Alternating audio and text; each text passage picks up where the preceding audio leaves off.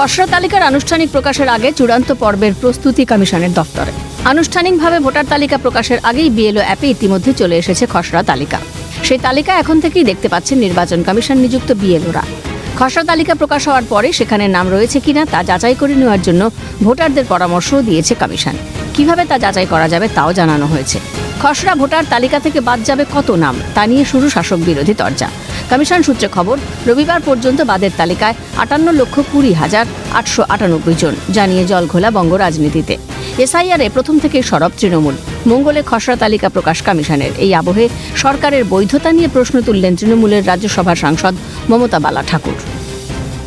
যাদের ভোটে 2002 সালের পরের থেকে 24 পর্যন্ত যে ভোট নিয়ে সরকার গঠন হলো, যে আজকে ভারত গভর্নমেন্ট তৈরি হলো, সেখানে ভারতের প্রধানমন্ত্রী স্বরাষ্ট্রমন্ত্রী তৈরি হলো, অথচ দেখা যাচ্ছে যে আজকে তাদের বলছে বৈধ নয়। তাহলে সরকারই তো বৈধ নয়। আমরা প্রধানমন্ত্রী পদত্যাগ করা উচিত, অমিত শাহ পদত্যাগ করা উচিত আমরা মনে করি। তাহলে কি প্রচুর হিন্দু মতুয়া ভোট বাদ যাবে মনে করছেন? 100%। ত্রুটিমুক্ত নির্বাচক তালিকা বার করার কাজ কমিশনের। 2025-এ যেসব হিন্দু উদ্বাস্তু রয়েছে সহানুভূতির সঙ্গে যেন তাদের নাম তালিকায় থাকে, বললেন কেন্দ্রীয় শিক্ষা প্রতিমন্ত্রী সুকান্ত মজুমদার। রোল বেরোক। আমাদের বিএলএরা বিএলএ 2 যতটা সম্ভব মাটিতে থেকে কাজ করেছে, তৃণমূলও করেছে। আমাদের দাবি একটাই, ত্রুটিমুক্ত নির্বাচক তালিকা অর্থাৎ ভোটার লিস্ট তৈরি করা নির্বাচন কমিশনের কাজ।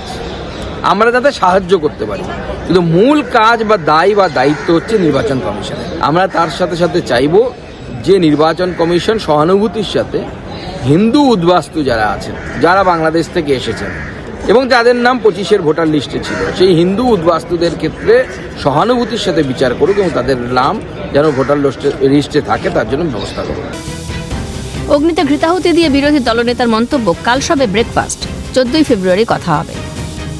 14 ফেব্রুয়ারি 2026 কথা হবে, কালকে কথা হবে না। এখন তো সবে সকাল ব্রেকফাস্ট হবে, কালকে লাঞ্চ হবে, তারপরে চা খাবে বিকালে, তারপর ডিনার হবে, তারপর তো 14 ফেব্রুয়ারি কমপ্লিট। পাল্টা ভোটের ফল যেদিন বেরোবে সেদিন কোথায় থাকবেন কটাক্ষ ছুড়ে দিলেন তৃণমূলের রাজ্য সহ সভাপতি জয়প্রকাশ মজুমদার। বলুন না, মে মাসে যেদিন ইলেকশনের রেজাল্ট বেরোবে সেদিন কোথায় থাকবেন? পালিয়ে যাবেন তো? কারণ গত 2021-এ অনেক কথা বলেছিলেন যে 200 পার করে জিতে আসছি। তারপর 2রা মে এই শুভেন্দু অধিকারীকেও খুঁজে পাওয়া যায়নি। তখন এই জয়প্রকাশ মজুমদারকে হাজির হতে হয়েছিল বিজেপি হয়ে তৃণমূল কংগ্রেসের কাছে শোচনীয় পরাজয়টা স্বীকার করে নেওয়ার জন্যে। এসআইআর তরজা অব্যাহত, আর অপেক্ষায় সাধারণ মানুষ। ক্যালকাটা নিউজ।